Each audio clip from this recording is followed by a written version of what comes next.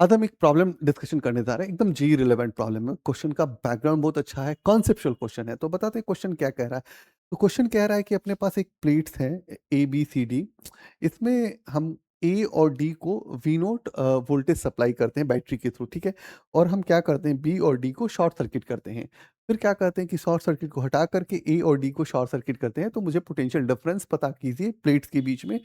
ए से बी तक potential difference निकालिए, फिर ए से सी तक पोटेंशियल डिफरेंस निकालिए और फिर बी से डी तक पोटेंशियल डिफरेंस निकालिए। ठीक है, चलो अब आप क्वेश्चन को हैंडल करने के लिए सबसे पहले क्या होगा, इंपॉर्टेंट होगा डायग्राम। तो सबसे पहला काम करते हैं कि हम प्लेट्स बनाते हैं। 1 plate, 2 plate, 3 plate, 4 plate. 4 plate बनाए, इसको हम सप्लाई से जोड़ देते हैं। इसको सप्लाई देते हैं हम लोग वी नोट, ठीक है? तो इस पे वी नोट सप्लाई देते हैं। तो अभी हम सोचते हैं कि इस पे क्या आएगा? तो इस पे प्लस क्यू आएगा और इस पे माइनस क्यू आएगा। तो यहाँ पे प्लस क्यू आ जाएगा, फिर यहाँ पे क्या होगा, माइनस क्यू आ जाएगा। अब ये प्लेट ए है, ये बी है, ये सी है और डी है। तो ठीक है, यहाँ पे आप लिख सकते हैं वी नोट बाई टू और यहाँ पे लिख सकते हैं we note by two. Half half में बांट दिए हैं और यहाँ पे अभी क्या है, शॉर्ट सर्किट किया है आपने। अब यहाँ पे सी इक्वल टू बेसिकली होता है epsilon naught into A by D होता है, हाँ या ना? और सी इक्वल टू क्या होता है, क्यू बाई वी होता है, ठीक है ना?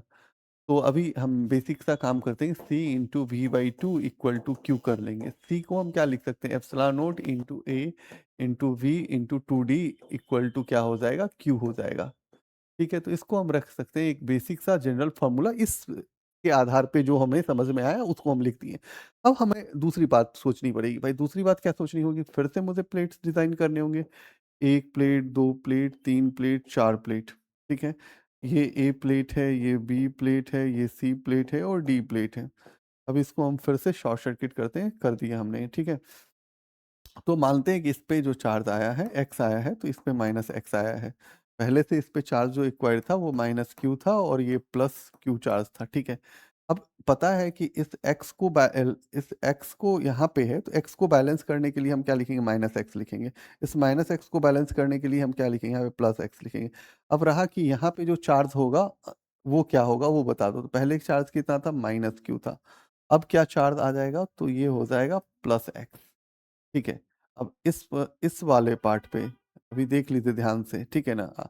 तो इस वाले पार्ट पे क्या हो जाएगा, अब ये चार्ज कितना था, क्यू था, और क्या हो जाएगा, माइनस एक्स हो जाएगा। इतना तो काम आप कर सकते, सेटअप कर लीजिएगा। अब आप यहाँ पे सेटअप करिएगा तो आपको पता है कि यहाँ पे क्या होगा, पोटेंशियल का ड्रॉप होगा। तो आप इलेक्ट्रिक फील्ड्स को लिखिए।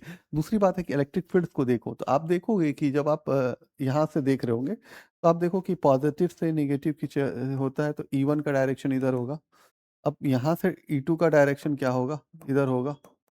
और E3 का डायरेक्शन कहाँ होगा, तो E3 का डायरेक्शन आप देखो तो पॉजिटिव चार्ज से नेगेटिव की तरफ होता है। तो E3 का डायरेक्शन हम यहाँ पे शो कर दे रहे हैं थोड़ा स्पेस के हिसाब से, ठीक है? ये काम आपको लॉजिकली हेल्प करेगा। अब हेल्प यहाँ पे कर दिया है तो आपको लिखो कि E1 क्या हो सकता है। तो E1 हो सकता है एक्स डिवाइड में ए एप्सिलॉन नोट।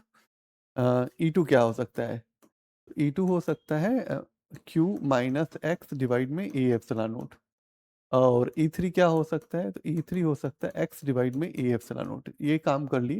मेरे को पता है कि हम इलेक्ट्रिक फील्ड को लिख रहे हैं, तो E1 into d minus E2 into d, direction change है इसके लिए, और plus E3 into d equal to क्या लिखेंगे, 0 लिखेंगे। E1 के जगह हम क्या लिखेंगे, x into a epsilon naught into d minus q minus x into d divide में ए एप्सिलॉन नोट। और यहाँ से हम लिखेंगे x a epsilon naught into d equal to 0। तो अभी आप एलसीएम वेलसीएम लीजिएगा। हाँ, ले ही लीजिए, सबसे बेस्ट वही होगा। ए एप्सिलॉन नोट एलसीएम लीजिए, तो ये क्या हो जाएगा, x into d minus q into d plus x into d plus x into d equal to 0।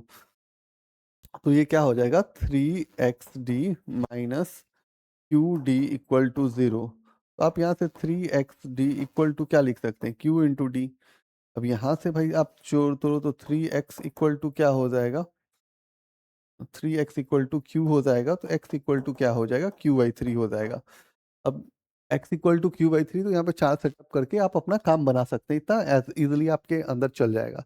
ठीक है, अब आपको रखना है कि मान लो कि पोटेंशियल डिफरेंस लिखना है ए और बी वाले प्लेट पे। ए और बी पे जो इलेक्ट्रिक फील्ड देख रहे हो वो E1 दिख रहे हो सिर्फ। तो अब पोटेंशियल डिफरेंस लिखो सबसे पहले तो x इक्वल टू क्या आया है, q/3 आया है जो आपको आएगा, और c इक्वल टू क्या हो रहा है, तो epsilon naught into a divide में 2d इंटू वी आ रहा है। ठीक है, ये दो चीज़ आपके पास है। तो electric field E1 equal to, आप पोटेंशियल डिफरेंस लिख रहे हैं ना, पोटेंशियल a माइनस बी लिख रहे हैं, तो क्या हो जाएगा, E इंटू डी हो जाएगा, E1 इंटू डी। E1 का मतलब क्या हो सकता है, तो E1 का मतलब x into a epsilon naught into d, और x की जगह क्या लिखेंगे, तो potential a minus b, x की जगह दे दिया जाए यदि q/3a epsilon naught into D.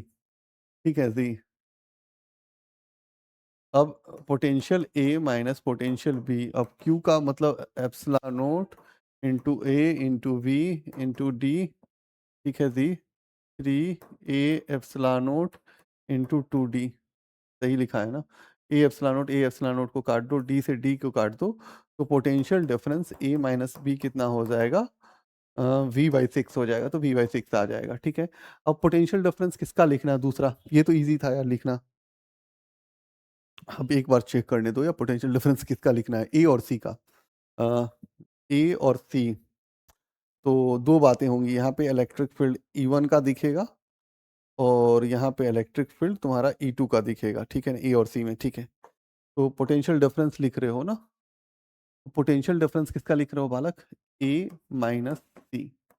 ए पे इलेक्ट्रिक फील्ड की बात करोगे तो E1D हो जाएगा, और यहाँ पे क्या हो जाएगा, E2 इंटू डी हो जाएगा। E1 का मतलब x a epsilon naught into d minus q minus x a epsilon naught into D.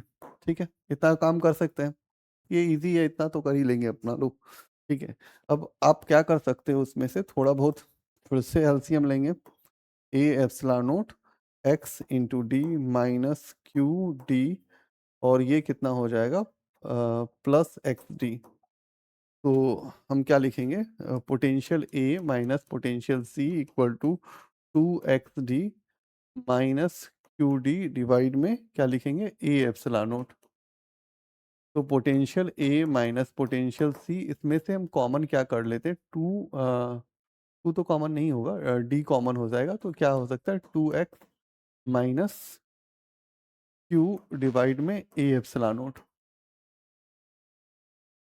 तो potential a minus C into D, 2x का मतलब q/3 माइनस क्यू डिवाइड में ए एप्सिलॉन नोट।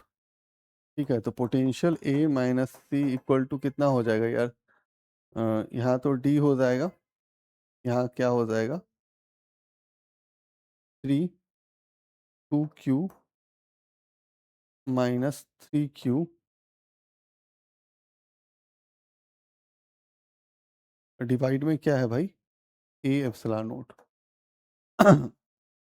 तो यहाँ से हम लिखेंगे क्या, पोटेंशियल ए माइनस पोटेंशियल सी। अब आपको लिखोगे तो वहाँ पे क्या हो जाएगा, minus q into d divide में 3a एप्सिलॉन नोट। ठीक है जी। अब आपको Q का वैल्यू पता है, Q का वैल्यू कितना आप निकाले हैं, तो Q का वैल्यू आप जस्ट निकाले थे, मुझे एकदम याद नहीं है यार, तो एक बार देख लेते हैं यार। Q का वैल्यू निकाले epsilon naught A V into 2d, तो Q का जो वैल्यू है, Q का वैल्यू है epsilon naught into A into we into 2d। ठीक है जी। अभी यहाँ पे माइनस Q के जगह क्या लिखेंगे, minus epsilon naught A V into 2d। ठीक है जी, into D into 3a epsilon naught. अब यार यहाँ से ये और ये काट लेंगे, ये और ये काट लेंगे, तो अभी पोटेंशियल डिफरेंस a माइनस सी निकलेगा, तो कितना निकलेगा, एक तो v दिख रहा है माइनस v/6, तो पोटेंशियल डिफरेंस v-6 आ जाएगा। तो नेक्स्ट वाला पोटेंशियल्स तो आपको ऑलरेडी पता होगा कि आप हैंडल कर लीजिएगा जो निकालना है। तो दो चीज था कि माथा फोड़ने के उपाय सोचने थे, फिर उपाय यही था कि ये प्लान लेकर के चलते हैं, सही हो गया तो बहुत अच्छा है, नहीं सही हुआ तो फिर डाइवर्ट होते, फिर डाइवर्ट होने के पीछे वही कारण था कि आपका कोई कॉन्सेप्ट लैक होगा। बट इसमें मुझे नहीं लग रहा कि कोई लैक है और कोई भी ऐसा एनालिसिस है जो आपको समझने में दिक्कत हो जाएगा। यदि हम यहाँ पे दूसरे तरह से सोचते कि C1, C2, C3 निकालते, फिर वोल्टेज की बात करते, तो शायद थोड़ी कन्फ्यूज़न ज़्यादा राउंडेड हो जाती। तो बेस्ट उपाय वही होता है जो जेईई लेवल में आप यूज़ कर सकते हैं। एक और चीज़ ध्यान आप रखिएगा, पाथफाइंडर्स के कुछ सॉल्यूशंस यूट्यूब पे लोग बनाते हैं। मुझे लगता है थ्री डॉट करके एक चैनल है, वो चैनल बहुत अच्छा बनाते हैं सर। तो उनको थोड़ा फ़ॉलो कर सकते हैं। उनके जो एनालिसिस एंड अप्रोच है बहुत सटीक है। तो आप यदि और लोगों को देखने से अच्छा कि उनको फ़ॉलो कर लीजिए, तो मुझे लगता है हेल्पफुल है आपके लिए। मुझे लगता है कि कुछ लोग यूट्यूब्स पे बहुत अच्छा फ्रेमवर्क करते हैं। आप सेलेक्टेड देख सकते हैं कि कौन लोग अच्छा करते हैं। मैं बहुत कम लोगों को फ़ॉलो करता हूँ, बट आप देखो कि किनका आपको अच्छा लगता है। बट एनालिसिस सब्जेक्ट को पकड़ के चलना चाहिए, और कुछ लोग अच्छा एनालिसिस करते हैं। Obviously they are too much good. तो बहुत सारे फेमस लोग हैं जो अच्छा पढ़ाते हैं। तो आपको जहाँ से जो कंटेंट समझ में आए और किसी चीज़ को फ़ॉलो कीजिए ना, तो उसको ध्यान से समझिए कि इस बंदे का माइन्यूटली माइंड क्या कर रहा है। उसके माइंड को रीड करने का कोशिश कीजिए, और माइंड रीड करके आप पढ़ोगे ना, तो ज़्यादा अच्छा हेल्प करेगा। होता था ना कि सचिन तेंदुलकर को बॉल फेंका जाता था, तो बॉल का पहले ही एनालिसिस कर लेता था। इस क्वेश्चन का एनालिसिस यदि आप पहले नहीं करते, ये एनालिसिस नहीं लेते, तो आपके लिए थोड़ा ज़्यादा चैलेंज होता। बहुत सारा लोग इसमें बहुत सारा चीज़ें सोचने के लिए कह देगा। नहीं, आप जो-जो बेसिक है उसी को सोच करके सॉल्व कीजिए। तो आज के लिए थैंक यू।